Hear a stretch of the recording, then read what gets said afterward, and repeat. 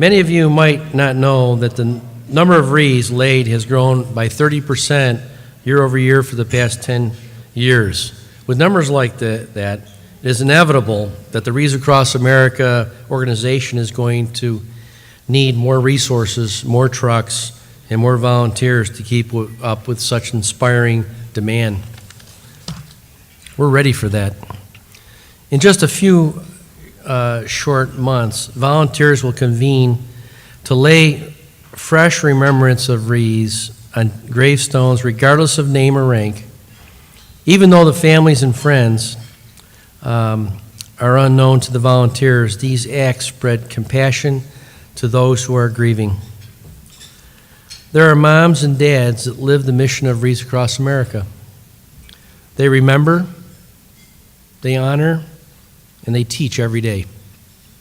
The American Gold Star Mothers is an organization of mothers whose sons and daughters have served and lost their lives while on active duty in the U.S. Armed Forces. The organization has been an incredible supporter of the goals and missions of Wreaths Across America for many years. Ladies and gentlemen, we're fortunate to have with us tonight Jill Stephenson, an American Gold Star mother and professional speaker. I had the opportunity to meet with Jill earlier this evening, and I'm eager for all of you to hear her heartfelt story of service, sacrifice, and unending love. Please help me welcome Jill to the stage. Thank you, TCA, for inviting me here to speak. It's quite an honor for me to be standing here and addressing all of you, and I feel like you have been servicing me for 10 years. My son Ben was killed in 2009, so December 2018 will actually be my 10th year of attending Wreaths Across America at Arlington, so it's a special year for me to be speaking here. It means a lot to me. I would like to echo the honoring of the veterans that are in the room as well. That means a lot to me. My son became a veteran upon his death, and I would like to offer a special token of gratitude for Sergeant Sammy Davis, our Medal of Honor recipient here, who I know we will hear from later.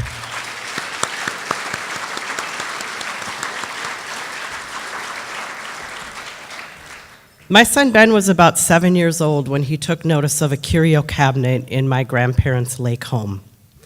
My grandfather was a humble hero who served in World War II.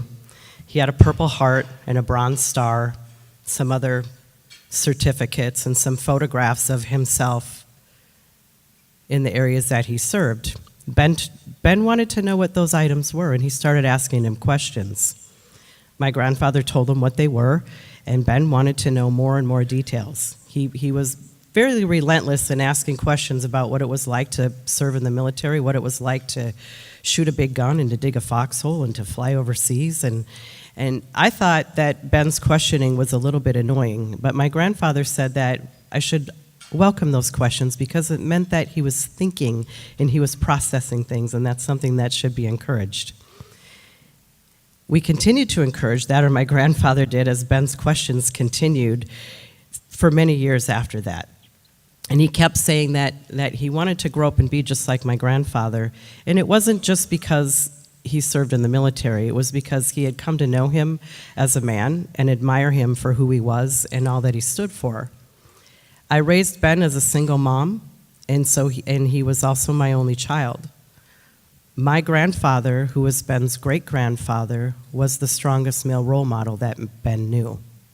So the admiration wasn't just about military, it was about him being somebody that he wanted to grow up and be just like.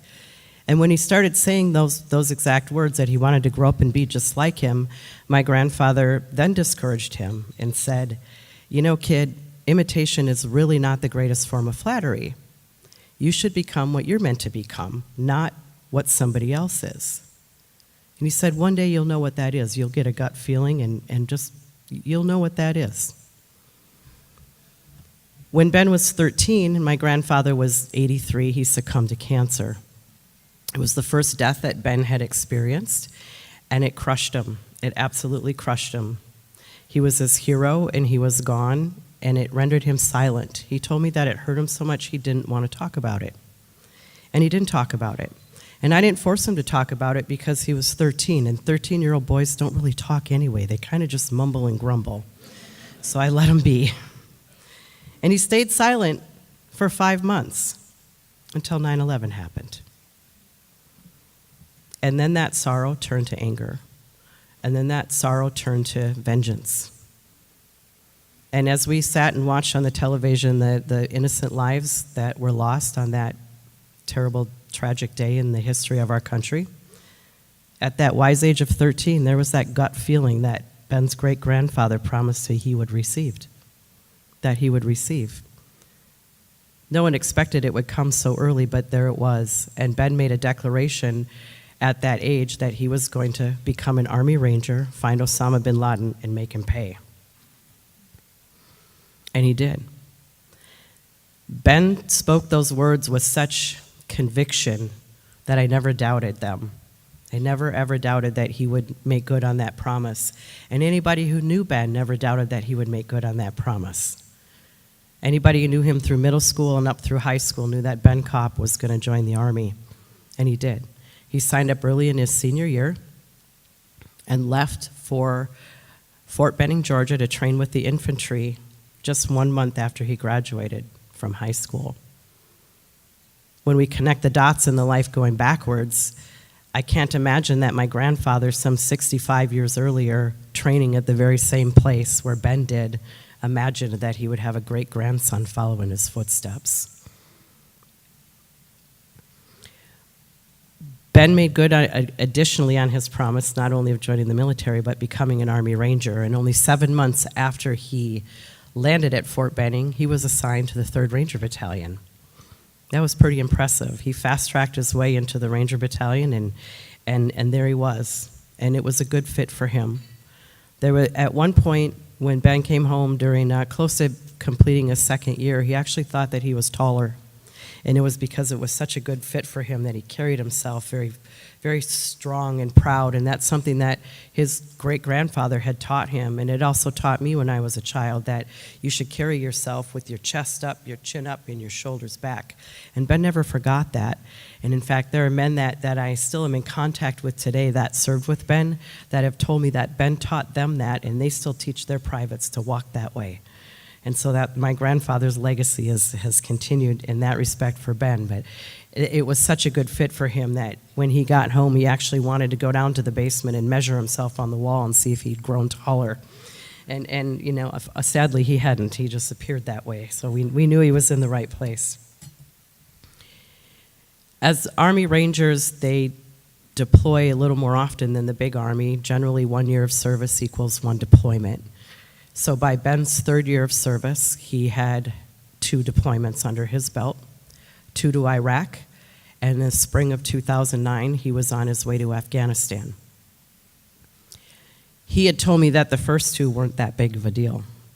They were just deployments.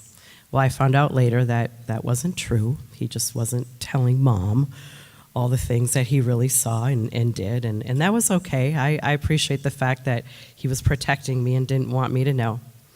But the 3rd deployment that was coming his way, he knew was going to be different than the first 2. It was going to be uglier. They were going into a combat area that they referred to as a hot zone. They were going after a high-valued target, and they knew it was going to be uglier than what he had seen before. And Ben was worried about it. He was nervous about it. He expressed those concerns to myself and to my mother as well. My mother actually offered to take him to Canada. And while that may seem funny, the truth is that she did that because she lost a son herself. I lost a brother when I was 15 years old, and he was 11 years old and hit by a car, survived long enough to be declared brain dead 10 days later, but became an organ donor, and this was in 1982. So the term organ donation was something that was a regular word in our household and something that I shared with Ben in his growing up years as well, beginning when he got his driver's license and then, of course, again when he joined the military. And that 3rd deployment, I got a call about halfway through that Ben had been shot by a sniper, and that he had undergone surgery but had not yet woken up. They told me that he had been shot in the leg, And my question was, is his leg okay? You know, this is 2009, and I think the common thought that most of us have as parents is that our children, or the men and women that are injured, lose their limbs. So that was my first question, and the answer was, yeah, his leg is going to be fine. Unfortunately, Ben didn't ever wake up from that surgery, but he was stable enough to be transported through Germany and landed at Walter Reed 4 days later, where he was declared brain dead. And so there I was 27 years later, sitting with my mother next to me. She accompanied me to the hospital, hearing the same news that my mother did 27 years prior to that. But when the doctors told me that they believed Ben to be brain dead, the next thing that he asked me was, would I consider organ donation? And so there was no hesitation, absolutely no hesitation. I said yes, I would do that. But because Ben was 21, that decision would be up to him, had he made note of that in any documentation. So we went on the search to find his blue book, which is what the Rangers complete prior to deployments. And there was a specific question that actually asked, in the event of your death, do you wish to be an organ donor? And Ben wrote in yes. The next question asked, which ones? And Ben wrote in, any that are needed. And so 8 days after Ben was shot by a sniper in Afghanistan, all of his major organs, bone, skin, and tissue, were donated. He saved directly the lives of 4 people with the donation of his heart, kidneys, and liver, and he enhanced the lives of about 55 more with the donation of bone, skin, and tissue.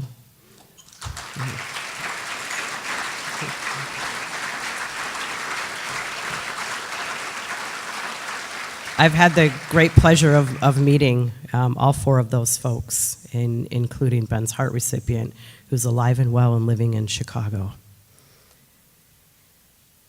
The importance of keeping Ben's legacy alive is very similar to what Wreaths Across America is. It's about remembering, honoring, and teaching.